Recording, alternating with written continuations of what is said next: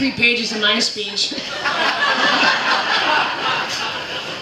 All right, this is about our 30th tent event, and it's the first time that I'm speaking at it.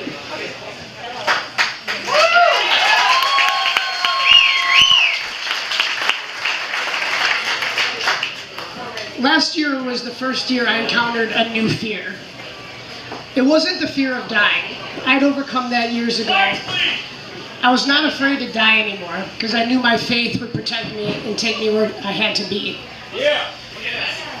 But last fall I faced a new fear, a fear worse than dying. The fear of having my family say goodbye to me. I knew I could always be strong for them if I was here, but if I was gone, I would have no more strength to give them. As I laid in the ICU on 15 liters of oxygen, with a BiPAP machine to force that oxygen in and out of my lungs, and on IV antibiotics around the clock, the reality of that became much more real. We all knew my lungs were failing me. They didn't have much time left. To none of this day, my family will give me an honest answer on how much time they actually thought I had left. But I knew it wasn't long, unless I was to get a new set of lungs. The average waiting list for a set of lungs can be 1 to 2 years. And at that point, I hadn't even gone through all the testing to see if I'd be qualified to be a candidate for a transplant. So then at Freighterts, they started rushing all the transplant tests as quickly as possible. I was seen by every possible doctor you could imagine. Neurology, cardiology, pulmonary, this, that. I was getting tests from the time I woke up to the time I went to bed for 7 days. After the 7 days of testing, my case was going to be presented to the board for review to see if I'd be a qualified candidate. The next morning, the head doctor came in and he sat down next to me and said, "Tony, we're not able to help you here." We were devastated and we were crushed. We had no idea what to do or what would happen next. Something had me look over at Melissa and I told her, "Don't worry, I can still get new lungs and be home by Thanksgiving." And that was totally outrageous. There was no way that feasibly could happen. A couple hours later, I was flown Flight for Life to Madison, and they started the whole review process over again. There, they rushed it through 5 days, and then on the 5th day, the transplant coordinator came in and told me that I had officially been listed for transplant at UW-Madison.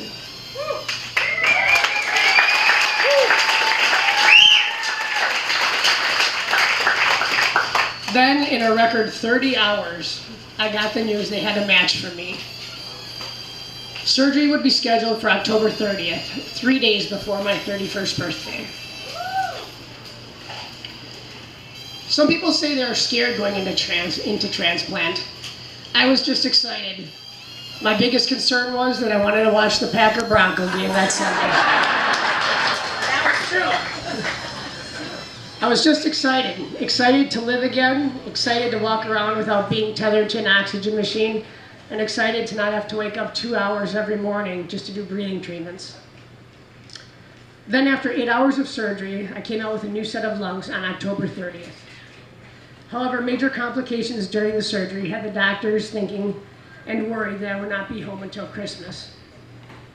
If you know me, you know I hate being in hospitals, and I was doing everything I could to speed up my recovery and go home. The support from friends and family was overwhelming. People came to visit, sent care packages and cards. One of my favorite memories was when Bob Carr would come and pray with me. My spirits and my strength were being lifted. I even received a funny card every day from Mike and Gina White. Every day. Thank you guys for that. As I mentioned earlier, the doctors thought I'd be lucky to be home by Christmas. But there I was, walking out the day before Thanksgiving.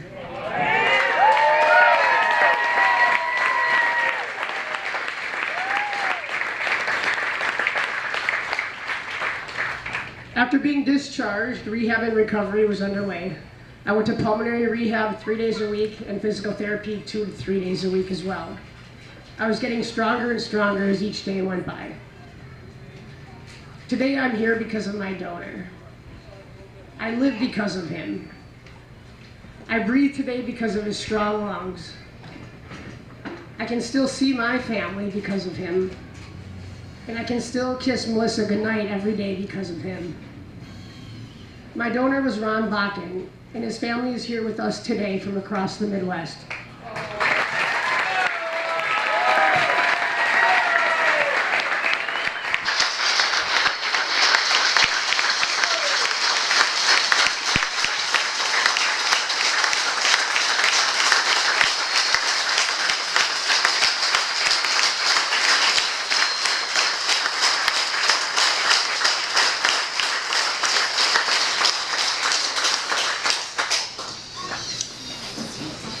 Ron lived in Green Bay.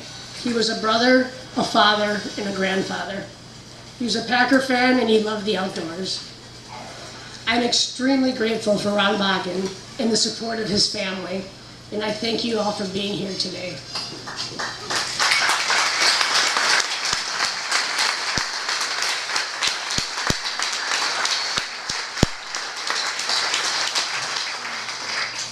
However, not everyone is fortunate enough to get a donor match in the nick of time like I did. Therefore, we need to find that cure for cystic fibrosis. And I truly believe the cure for CF is within reach. All you have to do is look at the breakthroughs that our foundation has made lately. I don't know if my next statement is entirely accurate, but no other foundation can say they are actually able to reverse the effects of their disease. And we are there. Ours have already reached the patients. A small number of CF patients are already seeing great results to reverse the effects of their CF. And the CF Foundation doesn't get media attention, they don't get big funding, and it's not a disease you can see. The money they raise at events just like this is what goes to that research. I'm speaking here today so no one else has to have that fear that I did, of having to kiss their wife goodbye at 30, of having to say goodbye to their family. We are so close to finding that cure, so close to making sure no other 30-year-old ever has to say goodbye. Today, we are not only here to raise money for CF, but also to help raise money for Donate Life and organ donation awareness.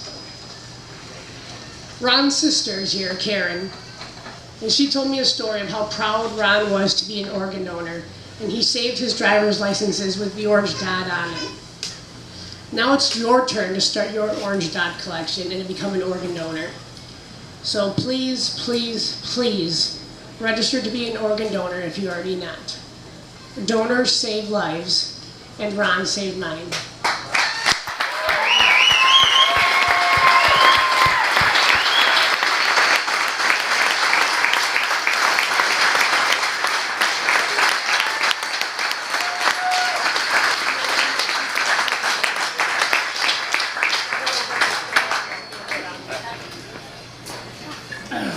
Wow, how was that?